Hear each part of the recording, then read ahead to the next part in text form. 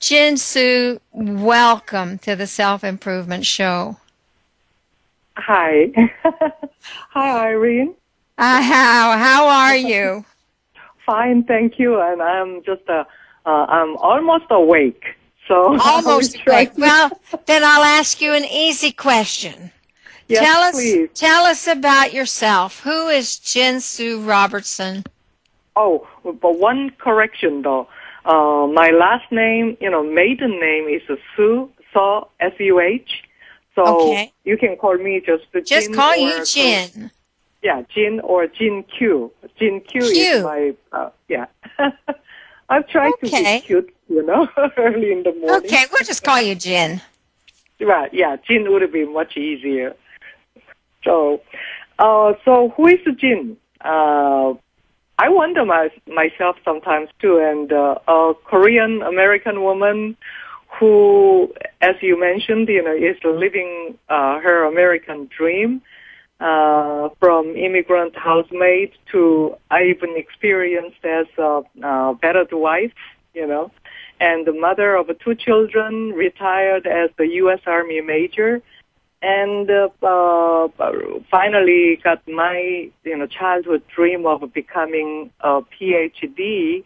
at the age of 57, and now living my American dream, inspiring, motivating, and millions of people. And I still dream to inspire, motivate billions of people in the world. So that's and I think you'll probably do that. You have a lot of years to go yet. Yes. You were born in Korea. Uh-huh. Tell us about your family and what it was like growing up there. You know what it's like growing up in America now because your children did. But yes. How does that compare with Korea? Well, it's almost night and day, And in Korea, traditionally, they treat the woman less than men and subservient. And I happen to be born in a poor Korean family at the bottom of the Korean society. Right after Korea was liberated from Japanese occupation.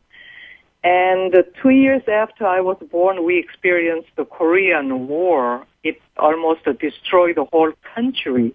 Yeah. So, growing up in that, the situation, that's hard enough. And my mom happened to give me, who gave me the hardest time. And because she believed, girls are useless and girls are worthless. And she hated girls. Where did you fit in the family? How many siblings did you have?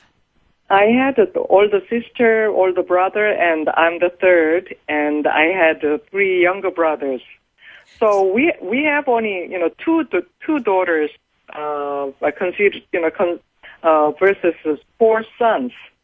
But still, my mom didn't like girls at all, and my father was making, enough money to feed us, and my mom had to run a small tavern in the country, and the tavern owners were looked down upon in society, and in that situation, my mom was treated bad, and she was busy all the time with the tavern, and so I had to do. And my sister got married when I was sixth grader, so I had to do all the house chores from 5 o'clock dark in the morning until 12 o'clock midnight, except the time I was in school.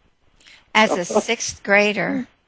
It's a wonder you got to go to school at all. Was that a special that you were allowed to go to school?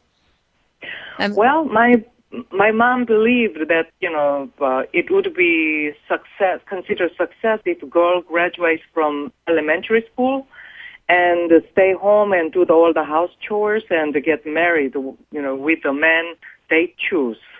So that was what you had to look forward to, was finishing elementary school and then getting married and raising children. Yeah. And that's what you'd been doing. You'd been doing that already most of your life.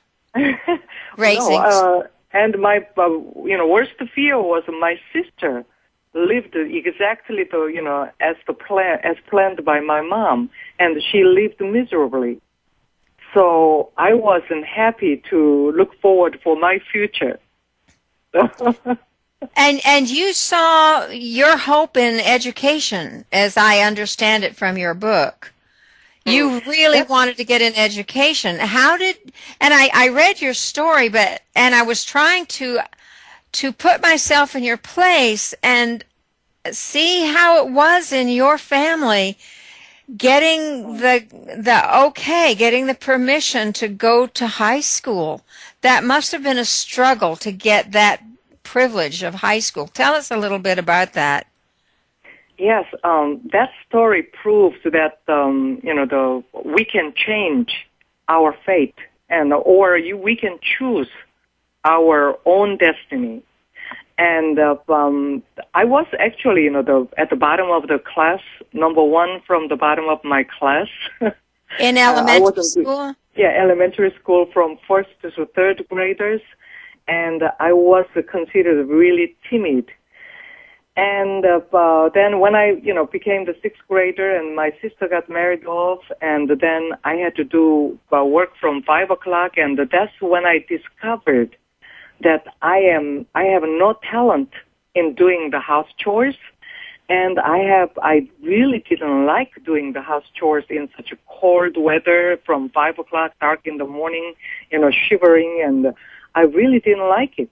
And that was the turning point for my life, really.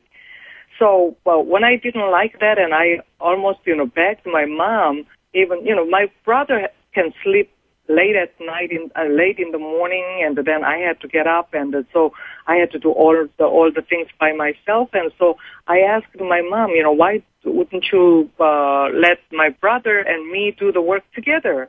And my mom said, no, that's a girl's job, and you do that, So that's when I became, discovered that I had anger in myself. I was so angry about the situation. Why? I never asked to be born as a girl. As you said that earlier at the introduction, some people say we chose our own family or our own, parents, or we were born without any choice. I'm not sure which one is the correct, but actually, looking back, I would say I might have chosen my parents too, because that helped me to reach here. But anyway, going back to that time, if my mom did not put me to work like that, and if I didn't discover that how much I didn't like doing the house chores, and I might have not, thinking about studying at all. But anyway, so I wanted to become a justice fighter, and I wanted to become someone like Robin Hood, who can help the people who were born in that situation without their help, and then, they don't have any help to help them, and I was going to be the Robin Hood to help them. That was my utmost desire and dream. But to do that, I had to be successful. I realized, and I need some power, or I need some money or something. So I asked my teacher, I need to be successful, teacher, what can I become? And he said, well, become Ph.D. It's an amazing success.